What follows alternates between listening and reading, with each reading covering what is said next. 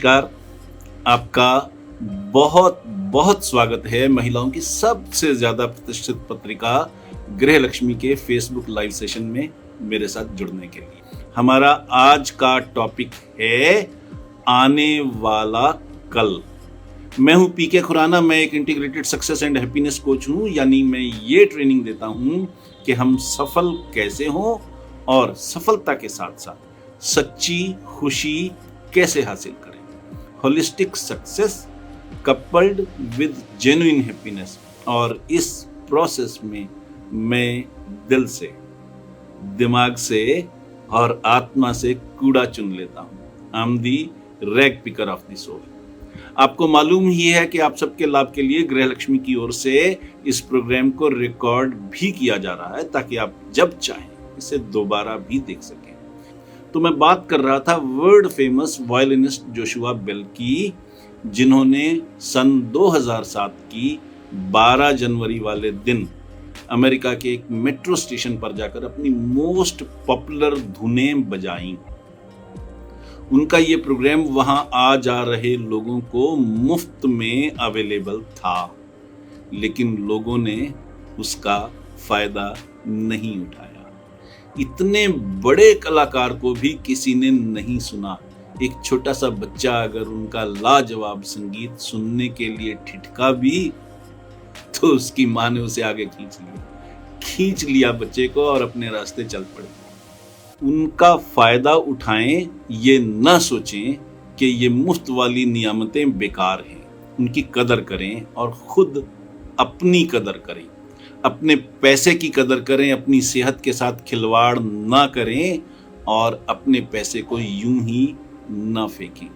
इसी में आपकी भलाई है, इसी में देश की भलाई है। याद रखिए, साइंस के मामले में, टेक्नोलॉजी के मामले में, इंफ्रास्ट्रक्चर के मामले में, एफिशिएंसी के मामले में अमेरिका हमसे बहुत आगे है, लेकिन वहाँ 66% लोग मोटापे के शिकार हैं, ओबीस हैं। हालत ये है कि सिनेमा घरों में, बसों में, एयरलाइंस में सीटें घटानी पड़ गईं, क्योंकि सीटों का साइज चौड़ा करना पड़ गया।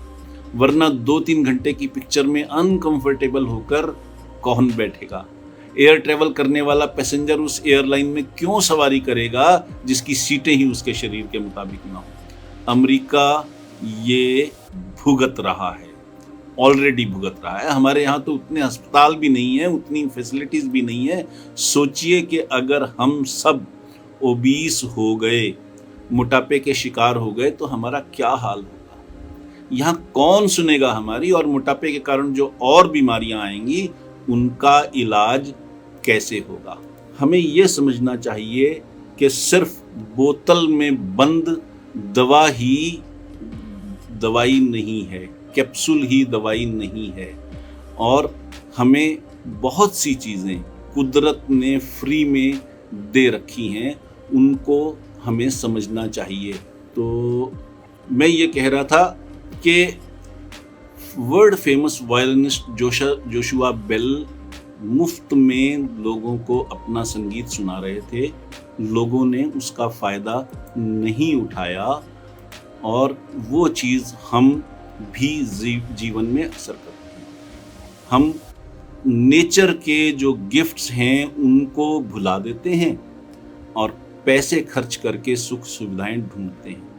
हम क्यों भूल जाते हैं कि दवा सिर्फ दवा की बोतलों और टैबलेट्स या कैप्सूल्स में ही नहीं है, बल्कि एक्सरसाइज भी मेडिसिन है, सुबह की सैर भी मेडिसिन है, फास्टिंग यानी व्रत उपवास भी मेडिसिन है, गहरी नींद भी मेडिसिन है, हंसी भी मेडिसिन है, परिवार के साथ इकट्ठे भोजन करना भी मेडिसिन है, किसी दोस्त के साथ दिल खोलना और हंसी ठट्ठा करना भी मेडिसिन है, पॉजिटिविटी भी मेडिसिन है। ये सारी चीज़ें भी हमारी सेहत की रक्षा करती हैं। और यही नहीं, कुछ मामलों में तो एकांत भी और मौन भी दवा है, मेडिसिन है। अपनों का प्यार मेडिसिन है, दवा है। और हमारा परिवार तथा हमारे दोस्त तो दवा की दुकान है, रादर फार्मेसी कंपनी है। मुफ्त में अवेलेबल इन वरदानों की उपेक्षा करके, इनको इग्नोर करके हमने डॉक्टर्स को फीस देना शुरू कर दिया। महंगी दवाइयाँ खरीदनी शुरू कर दी क्योंकि वो हमें सुविधाजनक लगता है, इजी लगता है। इस तरह हम अपने मंथली बजट में एक अननेसेसरी खर्च जोड़ चुके हैं। डॉक्टरों और दवाइयों पर होने वाला खर्च, उसके अलावा हमने और भी बहुत से ऐसे खर्च पाल लिए हैं जिनके बिना हमारा काम बराबर चल सकता है। लेकिन दिखावे और शान के चक्कर में हम खुद ही अपना बजट बिगाड़ते चले आ रहे हैं। अलग अलग कंपनियों की मार्केटिंग एक्टिविटीज और एडवर्टीजमेंट्स का शिकार होकर हर 2-3 साल बाद हम एक महंगा स्मार्टफोन खरीद लेते हैं। घर का बना टेस्टी खाना छोड़कर हम बाहर खाना खाने या होटल रेस्टोरेंट से खाना मंगवाने के हैबिचुअल हो गए हैं।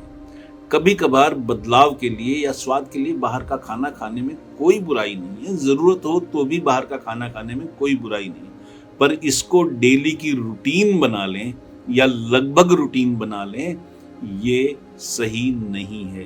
क्योंकि बाहर से आया खाना टेस्टी होने के बावजूद कोई जरूरी नहीं है कि हाइजीनिकल होगा, हेल्दी होगा या नहीं होगा।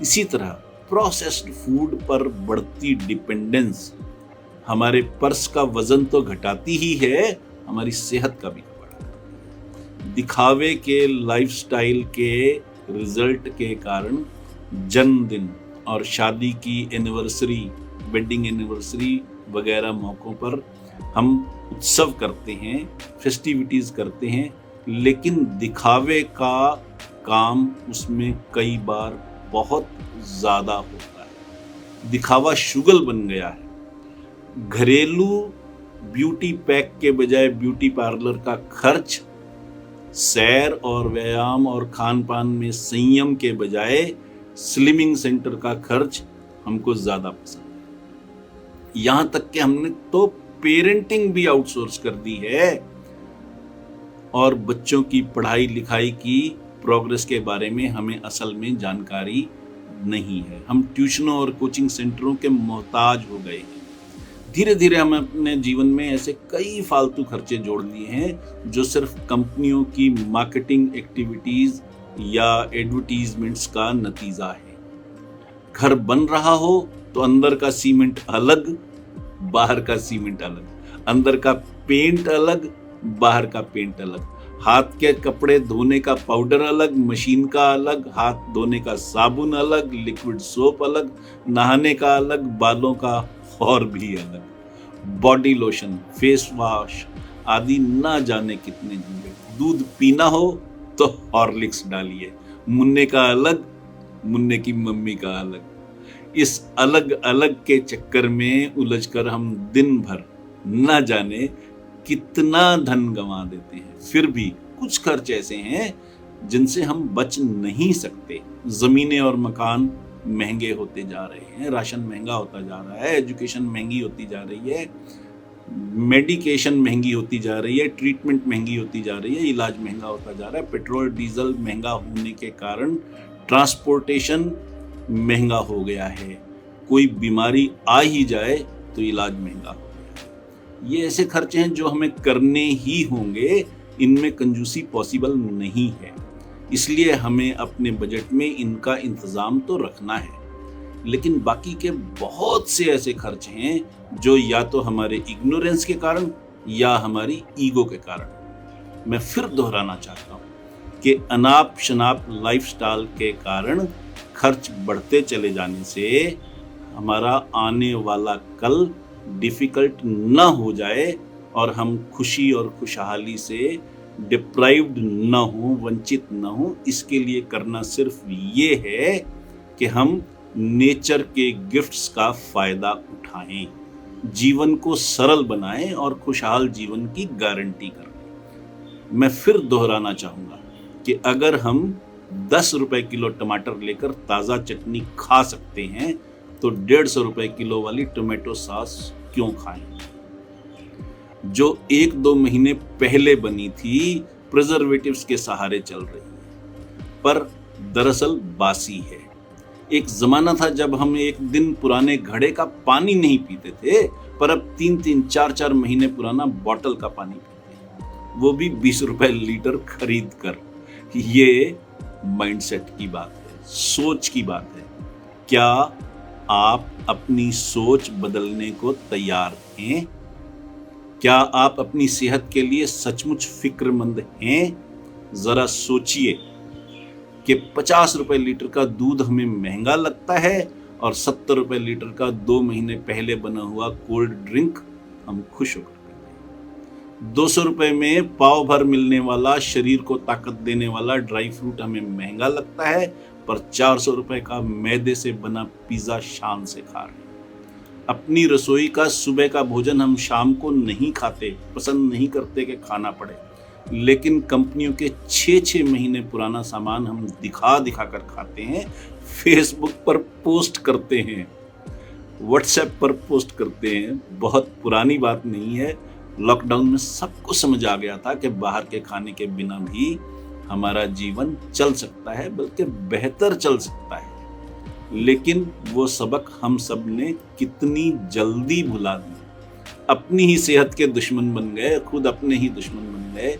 मैं किसी कंपनी की मुखालफत नहीं कर रहा, अपना सामान बेचना उनका हक है, लेकिन जैसे अपना सामान बेचना उनका हक है, वैसे ही आपका भी ग्राहक के रूप में यह हक है कि आप ये देखें कि आप जो सामान खरीद रही हैं वो आपके लिए फायदेमंद है या नुकसानदेह। ये आपका हक है।